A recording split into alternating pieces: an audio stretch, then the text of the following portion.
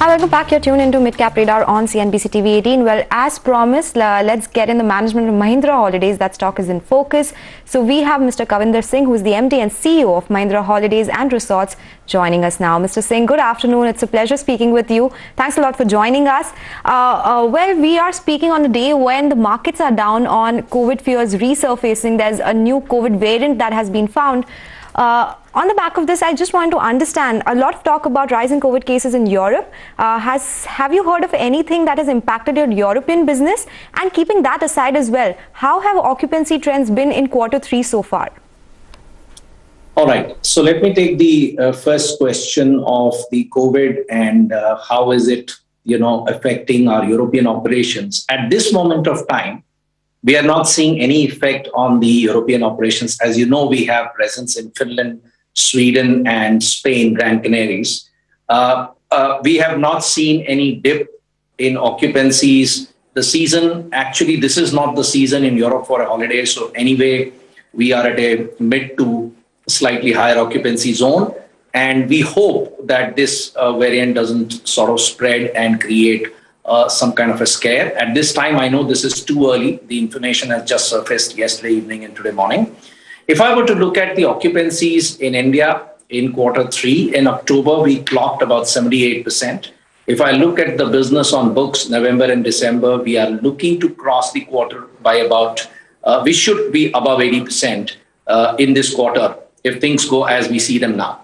All right, you clocked 78% occupancy in October, and like you said, that it's too early to comment on whether the new variant will impact business yet or not. But I mean, since last evening to now, have there been anecdotes of people looking to cancel their plans or something of that sort?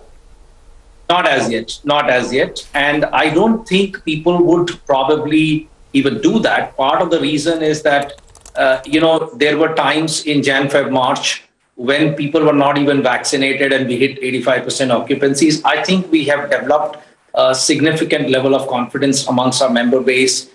We have taken a lot of care in terms of building these safety measures, and those are still continuing.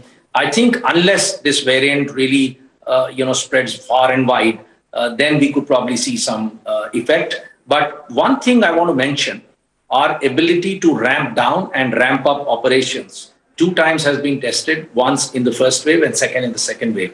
We hope this wave is not, or this variant is not as severe, but our ability to withstand these shocks, we have been able to show that both in our performance as well as our ability on the ground. I was hoping that things are not as bad, Mr. Singh. So let's talk about business in general. What kind of member additions have you seen in Q3, and what is the average realization that you're looking at?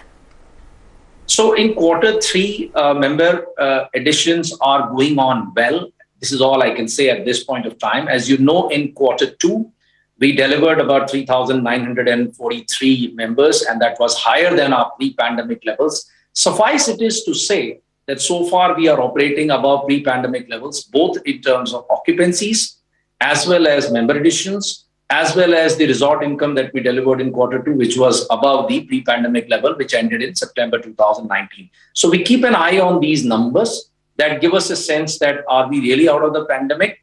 As of now, the numbers are giving us a source of satisfaction that we are coming out of pandemic, barring, of course, the latest news that has surfaced now.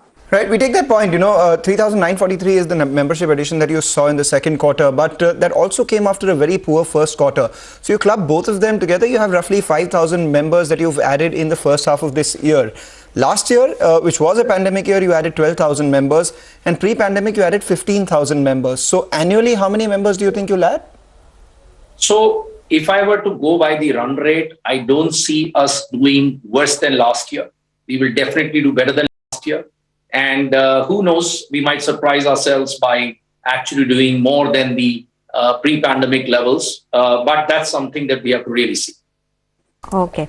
Mr. Singh, have you ever on the company level considered demerging these two businesses, Mahindra Holidays and Holiday Club, the two different geographies that you operate in?